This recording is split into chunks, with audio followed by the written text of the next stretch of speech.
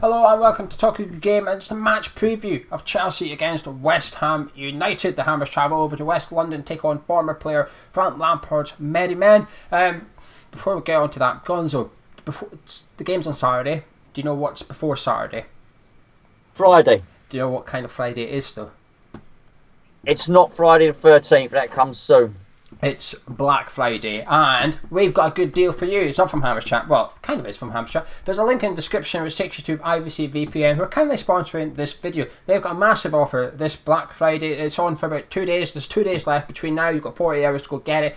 It works out at 99 cents per month for 5 years. It's fantastic. Go get your VPN. They're unlocked in 7 major regions now for Netflix, so you can browse Netflix without any buffering, without any interruptions as well. And they mask your IP address as well, so there is no ISP throttling, which allows you to browse without buffering. No one likes buffering, so get protected. Get your IVC VPN. The link is in the description below. It's Black Friday. Get your offer, and you can have the same VPN as myself and Gonzo. Charlie, do you have it? No. Anyway, Gonzo, can I get your thoughts on Chelsea, please? Charlie likes throttling and buffering. That's why he doesn't want the VPN. Chelsea, yes. Well, do you know what? Even when they had all their money and all that stuff, I wasn't particularly jealous of them because I thought they had no soul. I'm jealous now. I like what they're doing. I like the way they're doing it. I like the fact they've not relied on money. I like what Lampard's doing. I think it's the right manager at the right time with the right ethos. He's got a that nice balance. He's got that commanding sort of boss-like demeanour about him, but he comes across as like he's probably friendly with the players. He's probably a good guy to work for. His history in the game's recent enough that the younger players look up for him and think, I know him, that's Frank Lampard, he was a legend. And the young players that are coming through seem really good, but not only really good, better than the sum of their parts. I looked at Tammy Abrahams at Swansea, nothing special. Even at Aston Villa, I didn't think he could particularly cut it in the Premier League. Actually, he looks really good under Lampard. And obviously the other ones, they've got, what's his name? Hudson-Odoi, that's it. Signed the contract for a ridiculous amount of money. And I just think he's doing really well. And I don't wonder whether or not maybe they don't want the transfer embargo to be lifted in January, Charlie, your thoughts on the Blues? I didn't know what the hell was going to happen with them this year. I didn't have any faith in Lampard coming in, not because I thought he was a particularly bad manager, but just because he only had 1 year. And in that year, he got Derby to arguably where they probably should have been. They didn't outperform themselves, didn't really underperform themselves. They just sort of were. And so when they came in, I thought he was a good guy because of that whole legend of the club thing. You get that instant boost like we did with Slav, like Man United did with Ollie, and that's sort of what they needed given the transfer embargo. But in the long term, in the sort of first 2 months, I wasn't sure where the hell it was going to go or how well it was going to go for them. But it's going decent. He's set them up well. He's got them galvanised. He's got the young players fit and firing, which is something I think every Chelsea fan would have wanted for years and years, is to see some people actually come through that academy and actually do bits. And they don't look out of place for where they are. Before the season, I might have said they'll probably get top 6, but now they look quite comfortably top 4, and that's with a couple of teams in and around them who maybe wouldn't be there usually. So I think they're right, yeah. I think they're sort of like, if it wasn't for Leicester, they'd almost be the surprise package this season, despite the fact they're not challenging for the title. It's the football they're playing as well. The football they're playing is really, really good. They're not scraping results so that they are turning up, playing really good football. Young, exciting players in that team as well. Tomori coming in at centre back, Mason Mount's in there as well. Frank Lampard's added a substantial pound note value to that squad by blooding these players in the Premier League now. And as Gonzo said, the transfer embargo was probably the best thing that could have happened to them. Actually, they took a risk with Lampard. Okay, this was no dead cert thing to happen. It was risky. You see, at Man United, they took the same risk. Arguably, it was riskier because Ole had gone over to Norway and he'd had Cardiff and not really pulled up much trees. But they took a risk with Lampard and it's paid off massively. And you do wonder if a few other Premier League clubs might look at Chelsea and Lampard and think, well, we can maybe do that. We can maybe take some unproven managers, only had a few years under his belt at a lower league, but impressed at a lower league, take them up to the Premier League and see if they can do it. The one thing that's impressed me the most, I'm not going to say they're likeable, but Chelsea are now bearable. I think that's what's impressed me. Do you know what I mean though? Like before, they almost used to like grit. You'd hear the name, you think, but now actually it's almost like, I don't know. There's something funny going on at Chelsea. I no longer just despise them because they're Chelsea's. Made them unbearable somehow. But Gonzo, what's a good season for Chelsea this season? Oh, top four is remarkable, mate. Really, given the circumstances and the context and everything you just described, transfer embargo, everything Charlie said about young manager coming in, arguably because of their transfer embargo, because of everything that happened, they possibly couldn't have attracted one of the world's very best managers. They owe a huge debt to what's his name for getting them into the Champions League via the back door, though. That was a massive thing for them. But top four, knockouts, last 16. If they go top four and last 8 of the Champions League, for instance, you'd say that was remarkable. Yeah, I quite agree. Charlie, what about yourself?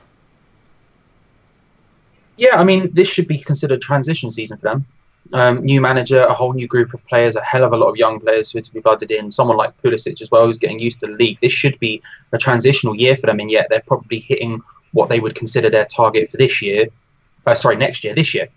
So if they can keep top four, which it looks like they will do, because the teams who you think would be easy enough to challenge that space don't look like they're going to come anywhere close to that. That's a really good year for them, and it does allow them to look at the cups and maybe have a go at one or two of them and to think, maybe we should take this a bit more seriously. And if you can imagine the young players that Gonzo listed earlier, if you're them and you have an amazing cup run, that's an incredible experience to have at such a young age, and it will make them even better for it next year. So, top four and a cup run would be perfect for them, I think, at this stage. Charlie, individual players you admire over at Stamford Bridge?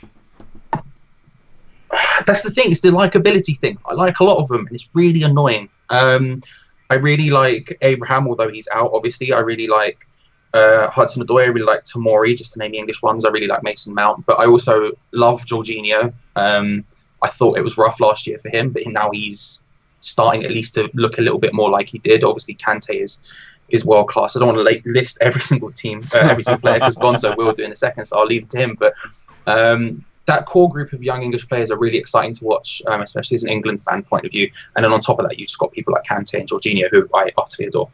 Gonzo, the players? Well, I'm glad he left the one out, otherwise it would look like I was copying him. He mentioned him briefly earlier.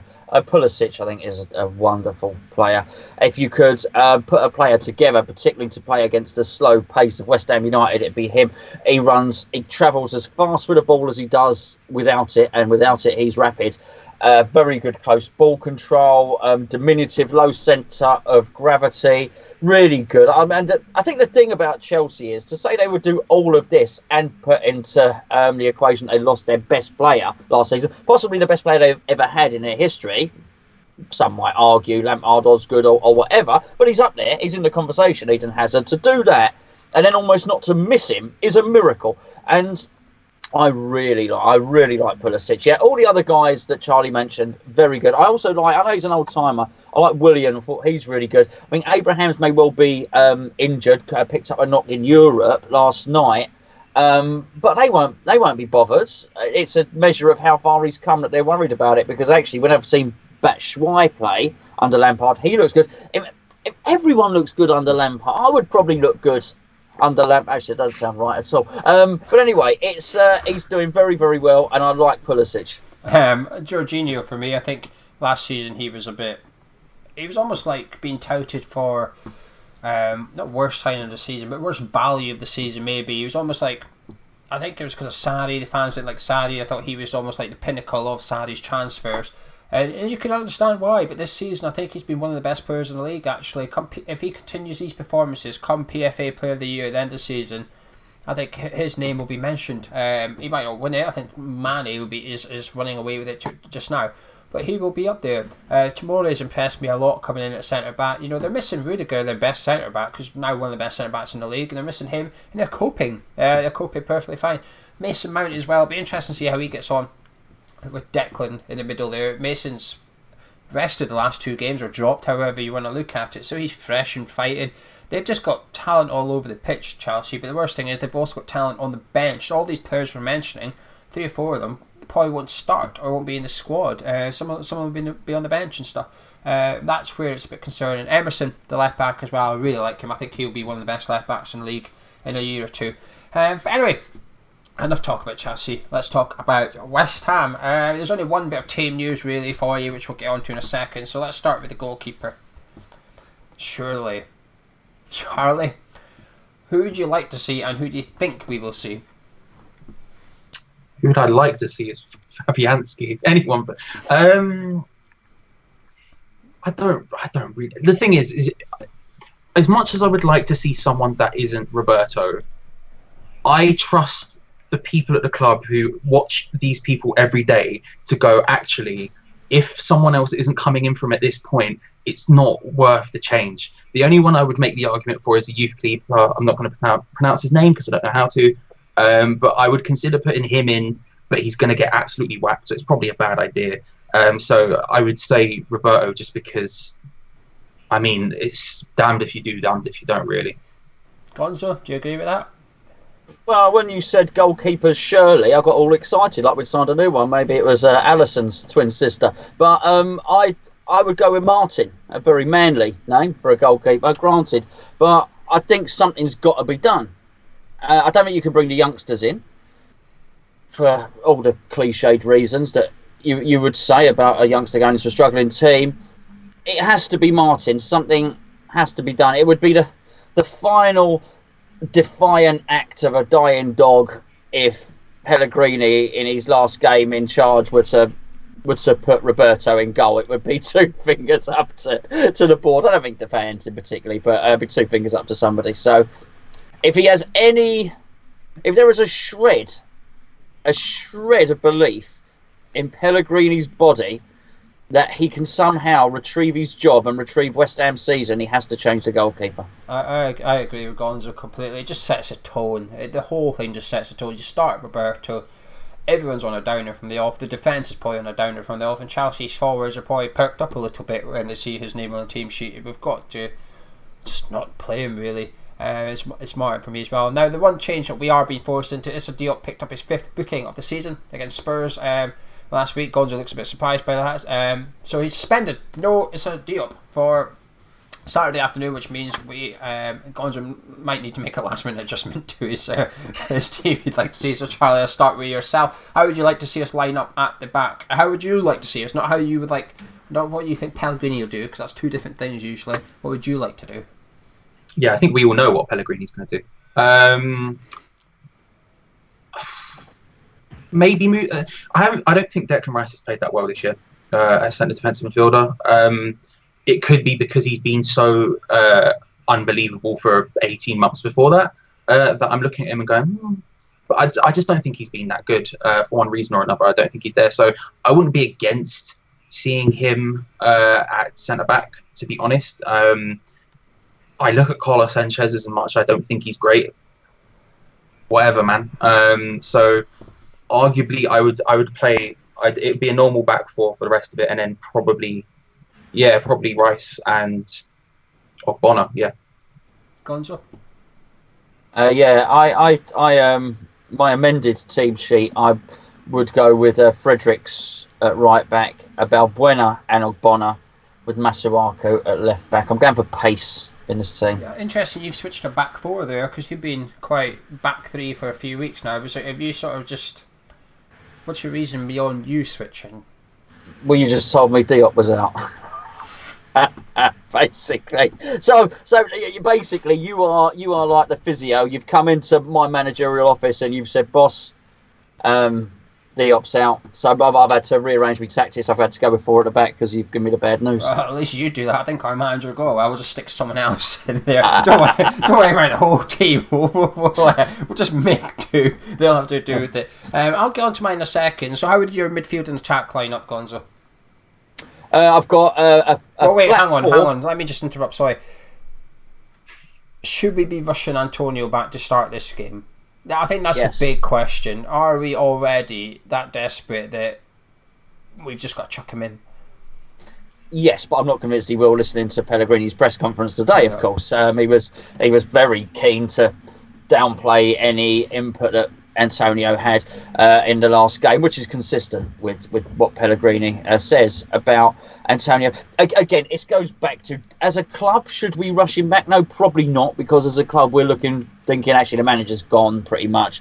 So actually it's probably the game after that when he should start. Again, if Pellegrini has got a shred of belief in his body that he can turn his job around, Pellegrini has to start Antonio. There's a difference between what's best for the club and what's best for Pellegrini.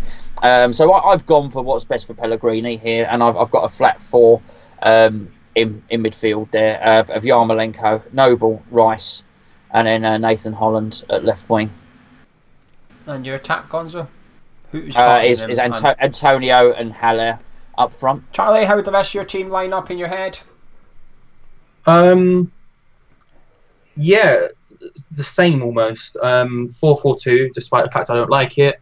Antonio and Haller up front, despite the fact Antonio should not play, but he just has to.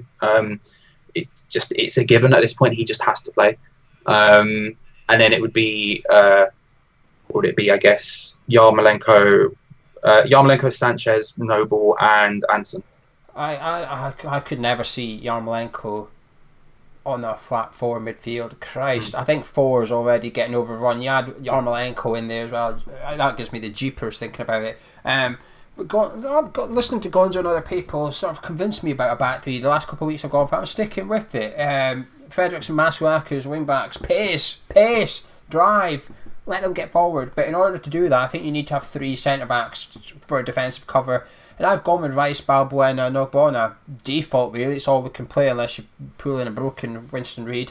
But I think Charlie's right. I think Rice has been his best in defensive midfield. And if we're conceding too many shots, well, let's stop the shots. Now, the best way to stop it is probably block it in midfield, but we're not good enough to do that. So you've got to do the next thing, which is literally block it when it comes off the striker's foot. If that means packing the box a little bit, make it very difficult for Chelsea. So what are you going to do?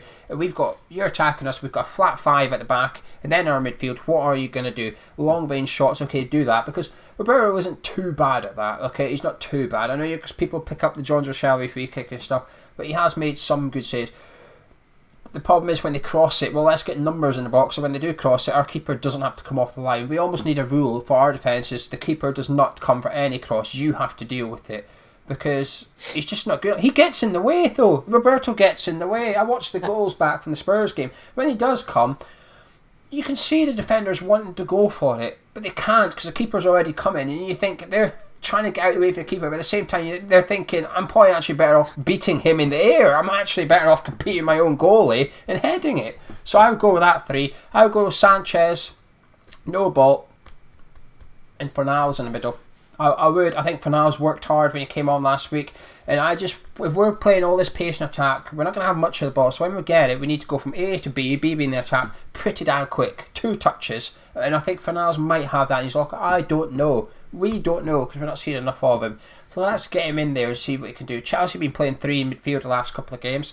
I think he might be a bit more adventurous against us and take Kovacic out and put in Mason Mount and go a bit more attacking. But if he doesn't, if he sticks with the midfield 3, that gives us a little bit of leeway in there, a little bit. The pressure's off the defensive midfield side of West Ham. I've got Antonio and Haller up front. Now, the strange thing is, we've all left out Snodgrass, who is arguably our hardest working player in man of match for the last couple of games. Is there any reason, either of you, Gonzo, any reason for leaving him out? Or He's Scottish. Right, okay, that's just racist. Charlie? Justifiable, but racist. I thought about it because the thing is I'm looking at it, not to get too deep tactically, but I'm looking at it as a 4-4-2 or 4-2-2-2, however you want to look at it, right? And I think there's an argument to be made you could play him as one of the 2 CMs, but in that case you're having him and a DM, and that just feels like trouble to begin with. And I'm sort of already conceding enough as it is up there. He works very hard, and that's something that is hugely commendable, and he's the only guy who seems to press the ball at times, but you can't slime out wide. That's just stupid. The dude has no legs, or no pace, I should say. He'll run for days, but it takes him days to get there. So you can't play him out wide. That's just a given. And putting him in a midfield 2 feels suicidal, despite the fact I've already said I'm starting Sanchez. It does just feel suicidal to do. I think it's harsh leaving Snodgrass. I wrote it and I thought, oh, where am I going to put Snodgrass? Like, I didn't mind leaving out Yarmolenko, didn't mind leaving out Felipe Anderson. I thought, nah, bugger it. After last week, both of these dropped. I thought Snodgrass, but then I thought, well, I think he sometimes causes us problems with his running. As too often, he chases the ball down, everyone applauds him for it, and I really appreciate that. Sometimes, actually, it's better just to not run after it, because you're leaving a hole. Whenever you run, you're leaving a space, and when and he sometimes chases down, like against Spurs, there was a 30-yard back pass to the keeper, and you kept running. I thought, what are you doing? The keeper can see you coming. He's not going to take 6 touches and gets tackled, is he? He took his touch, and he just played it to a centre-back, and then Snodgrass is now 10 yards behind the Spurs defence, and Spurs are running at us. I thought, well, look, you're well out of position here. He does a lot of running, but I think he does a lot of needless running as well. And we need a disciplined performance at Stamford Bridge if we're to have any hope of getting a respectable scoreline, to be honest. We have to be disciplined. And while he works hard, I'm not sure he's disciplined. And also, he's not a bad option off the bench just to come on and work hard, I guess. Anyway, Gonzo, optimistic? No, how can I be optimistic? Snodgrass has got no legs, according to Charlie, and you've just devised this make-believe conversation where the centre-backs are going to have to make something up so as a goalkeeper doesn't have to catch the ball. It sounds disastrous, absolutely disastrous. You can't look at our run of form. You can't be confident at all. Charlie? Oh? Yeah, I am a little bit. Because I don't really... It can't get much worse, so what does it really matter? Like, ultimately, we're going to get backed 4-0 by him. Who cares, really? Let's just roll up and see what happens. I think if Pellegrini is going to do something, it's this game. This is the game he's got. He knows it. Everyone knows it. He's away, so he's not going to have the crowd like near him. He's got all the time in the world to just go, right, this is where I'm going. This is me setting the stall out. If he puts it in there, fine. That's what I'm exactly expecting. So it's not like, oh, what's he done? He's done this again. No, I'm expecting him to do the same thing as usual. But there's something about Antonio, right, where in that last game, he felt unburdened by this horrendous form we've been on. He looked like he was, like when you saw Yarmolenko and Anderson, you mentioned it, Gio, when I spoke to you after, they were just rubbish. They looked like they didn't have any confidence. They looked like they couldn't take 2 touches without losing the ball, nothing. There's something about him just being in the team, which for some reason is filling me with the joy and hope that something might actually happen. I'm not going to stay here and we're going to win because I don't think we will, but I mean, it just can't get any worse. And like, it's maybe confidence isn't the word. Maybe I shouldn't say it when you say, are you confident? But I'm not scared. I'm not concerned about it at all, to be honest with you. You were literally, from saying, if you said we won 2-1 last week with Antonio on the pitch, you were that far away from being tied from Arsenal Fan TV with that optimism there, Charlie, and I almost commend it, you know. When you said about how, if he's going to change something, it's going to be this game, well, I've sat here for the last 3 weeks thinking that. I've given up now. That motto is out the window. Then you said he's got all the time in the world. Well, no, he doesn't. He doesn't have all the time in the world. He's got about 180 minutes of football to save his job. And if he doesn't feel that, well, that's maybe part of the problem. But I just think I'm not optimistic at all. Chelsea are a damn good team. There's someone... I think I'd rather play Liverpool than Chelsea this week for some strange reason. I don't know. Maybe I've seen more... Watching Liverpool last night, I've seen more opportunities than I have against watching Chelsea against Valencia.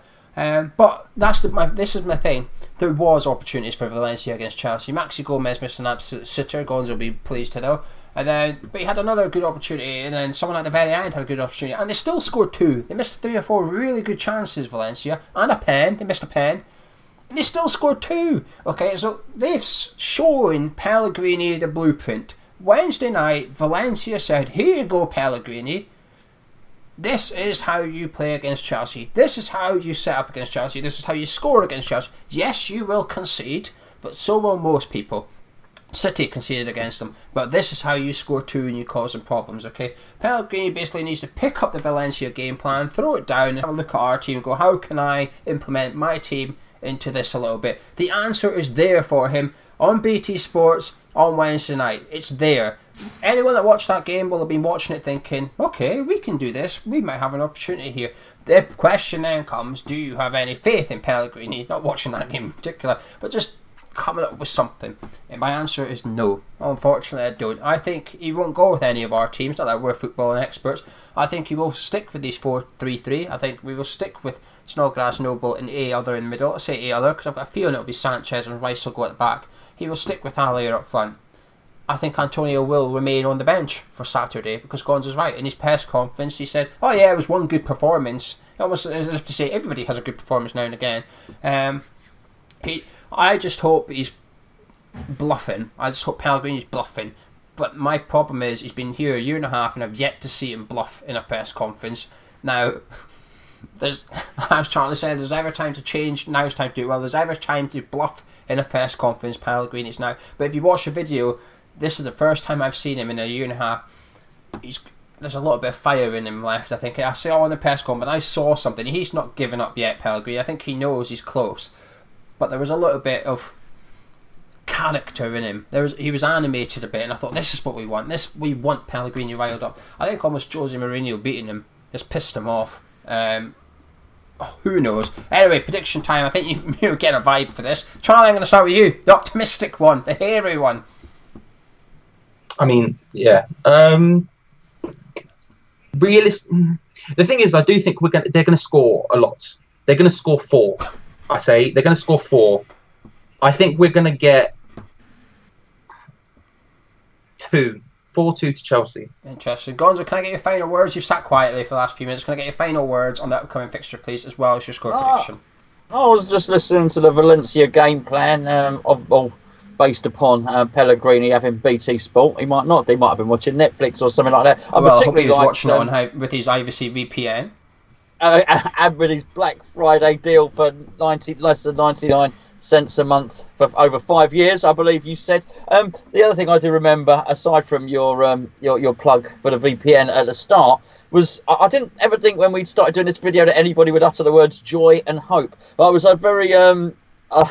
very buoyed by Charlie. You wouldn't think I would say it about Antonio either, but here we are. Festive utterings, Charlie. Festive utterings. He's clearly been embalmed by and infused by the festive spirit. So, with that in mind, Chelsea 4, West Ham 0. I said 3-1 earlier, but every time I come on here, I almost get more downbeat as the show goes on. It's almost like reality starts to kick in a little bit, and I think, this is nah, all right, okay. And it sort of beats me a little bit. The enthusiasm gets kicked out of me if I started any, because you've got to check yourself with enthusiasm for the sake of the show. But I'm defeated when it comes to prediction time. I'm going to say 3-1 Chelsea. I think it's going to be a comfortable 3-1 as well. But anyway, you guys at home, hopefully there's some more optimistic people out there. Let us know what you think in the comments below. Let us know the lineups you would like to see as well. We're all different. All 3 of us are different. Usually happens, especially when Charlie's on. But we're all different tonight. So let us know in the comments below what you'd like. Drop a like on the video if you enjoyed it. Shut up, you've had your say. Subscribe when you're around here and check out the Ivacy VP and link in the description. Click the link and it takes you through Black Friday. You've only got 2 days to get the offer. It works out as Gonzo said, 99 cents per month for 5 years. You get 5 accounts as well. 1 account gets you 5 devices. It works on iOS, Android, all the good stuff. Happy days. But I was safely. Look after yourselves and we'll see you on Saturday night. Gonzo will be here on Saturday doing the review. I'll be doing a video as well about the game. Catch you in a bit.